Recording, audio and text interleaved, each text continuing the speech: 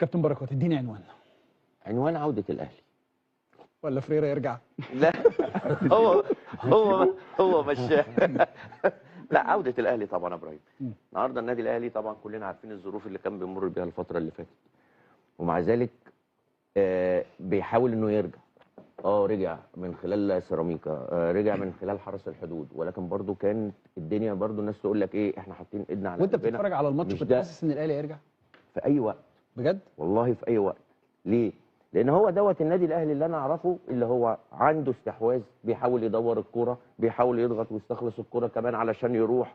ممكن الشوط الاولاني طلعت خسران، ولكن الشوط الثاني وكنت خايف جدا، لان احنا دايما ماتشات الاهلي الفتره الاخيره كابتن مصطفى النادي الاهلي بيتراجع ويستقبل، وده هيرجع بقى ايه، هنرجع تاني نقول فتره الاعداد والراجل وريبيرو وما عملش وي، ولكن اللعيبه والغل اللي كان جواه، اللي هو الغل الكروي اللي احنا بنقول عليه، ايوه ان هم محمود الحميدي لازم ان الماتش ده عارفين ان الماتش ده هيرجعهم، وابتدوا يشتغلوا وضغطوا. النهارده الكابتن عماد النحاس بصراحه حتى التغييرات، وشفنا حسين الشحات، لان احنا لازم نقف شويه بقى يا ابراهيم عند حسين الشحات، لان الراجل ده لعيب كبير، واللعيب الكبير هو بتاع الماتشات الكبيره.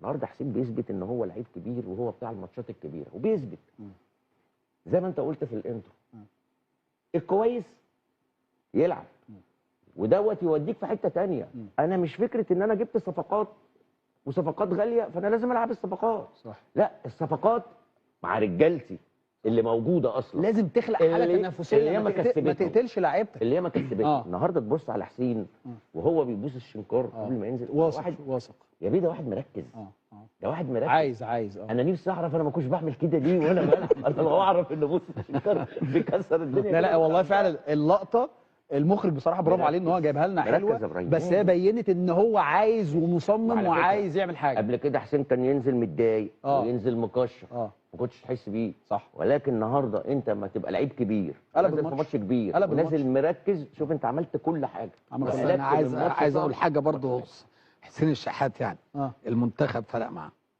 هو كان معاك طبعا. لا طبعا. طب يا كابتن حلمي حاجه جهزته ده كلام والله لا هقول لك لا بس هو يستحق. كابتن حلمي بيتكلم صح طبعا. يعني انت برضو اما واحد تبقى بعيد، بس والله نقطه مهمه، بعيد يا ابراهيم، انت ما تبقى بعيد لانه فعلا اشتغل معاك كويس طبعا جدا يعني، وبعد كده بترجع والناس بتفكر فيا ورايح بطوله مهمه، حتى لو مش المنتخب اللي هيلعب في كاس الامم، ولكن انت منتخب مصر برضه ومعايا. وبعدين كل اللعيبه اللي مع الكابتن حلمي دي لعيبه دوليه اصلا كلها. ايوه بصراحه